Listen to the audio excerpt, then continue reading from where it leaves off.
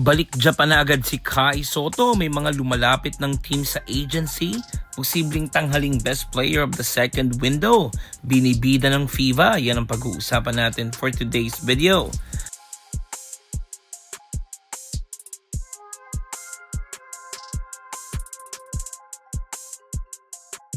Kakatapos lang ng FIBA Asia Qualifiers couple of days ago at di na nagkaroon ng chance makapagliwaliw man lang ang ating big man na si Kai Sotto dito sa Pilipinas dahil the very next day ay bumalik na agad dito sa Japan para sa pagpapatuloy ng kanyang season with Koshigaya Alpha sa Liga ng Japan B-League.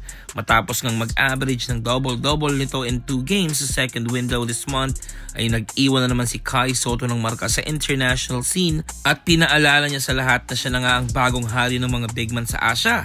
Ngayon, siya ang leading ng tournament in double-double category. Medyo nakalimutan kasi ng lahat ang ginawa niya against Latvia ng OQT kaya naman muling pinapaalala ni Kai kung gaano ito kadominante sa international competition. Nung FIBA World Cup lang siya medyo nalimitahan dahil na rin may injury sa likod that time tapos sobrang limited pa ng minuto niya. Isa rin si Kai sa mga kandidato ngayon sa best player of the second window at ang FIBA mismo ay ibinibida ito sa kanilang mga social media posts. Well aware din kasi ang FIBA kung gaano kadami ang nakukuha nilang engagement kapag si Kai Sotto ang ipinopost nila sa kanilang mga social media account. Viral na viral nga ang mga highlights ni Kai during the New Zealand Games kung saan binigyan niya tayo ng mga pangmalakasang highlights. Malaki-laki rin ang posibilidad na si Kai Sotto ang tanghaling best player of the second window. Dahil sa botohan ito papadaan at siguradong hindi magpapahuli ang mga kababayan natin na suportahan ng ating bata. For sure ay may mga mangilan-ngilan na rin siguro ang nagre-reach out sa agency ni Kai Sotto ng Wasserman pagdating sa availability nito this upcoming NBA Summer League next year.